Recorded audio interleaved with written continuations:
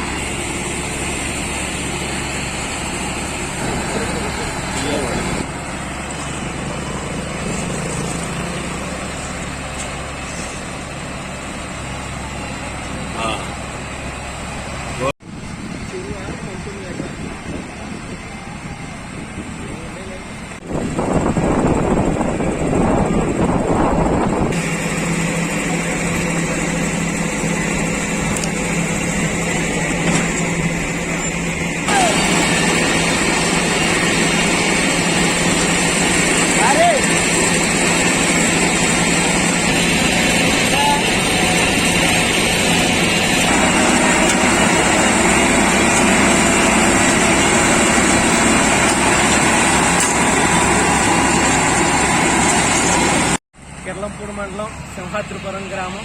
నా పేరు కాకిలేటి వెంకటరాజు బుజ్జి.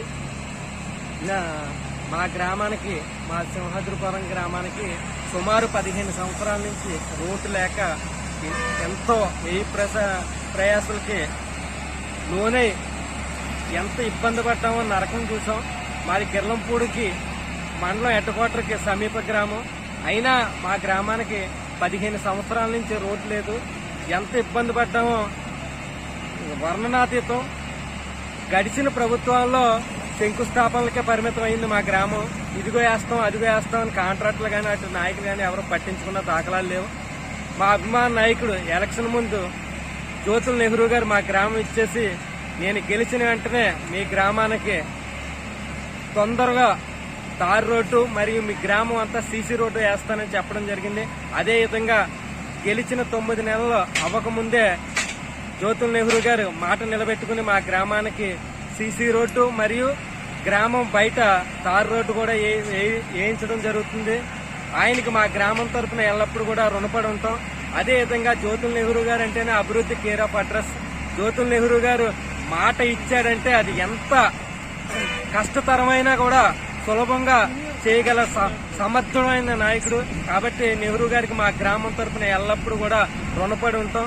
అలాగే ఆయన ఏ పని అన్నా సరే మేము చెప్పందే తరువుగా ప్రయారిటీ ప్రకారం కూడా ఆలోచించి మా గ్రామానికి అన్ని కూడా తొందరగా చేయించడం జరుగుతుంది. గతంలో కూడా ఆయన హయాంలోనే 2014 to 19 టైంలో 70 లక్షల రూపాయలతో సీసీ రోడ్లు వేయడం జరిగింది. అదేవిధంగా ఆయన గెలిచిన 6 మాసాలు అవ్వకముందే మళ్ళీ మా గ్రామంలో 20 లక్షల రూపాయలతో సీసీ రోడ్లు కూడా వేయించడం జరిగింది. కాబట్టి మళ్ళీ చెప్పండి. గత 10 సంవత్సరాల కాలం నుంచి మాకు అవ్వనటువంటి రోడ్డు ఈవేళ మా నెహ్రూ గారు వచ్చిన తర్వాత, మా జనసేన పార్టీ వచ్చిన తర్వాత మాకు రోడ్లు అనేది పూర్తి చేయడం అనేది అతి తక్కువ సమయంలో మాకు రోడ్లు పూర్తి చేయడం అనేది మాకు చాలా చాలా చాలా సంతోషంగా ఉందండి.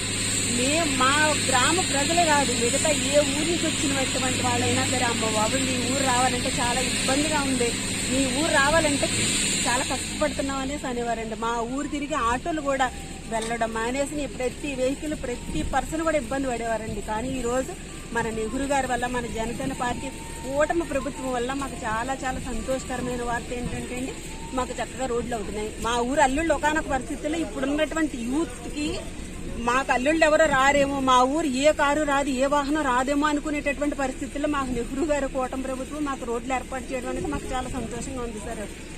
మళ్ళీ మళ్ళీ మళ్ళీ జనసేన ప్రభుత్వానికి, మన నెహ్రూ గారికి నేను అనేక విధాలైనటువంటి ధన్యవాదాలు తెలియజేసుకుంటాను సార్.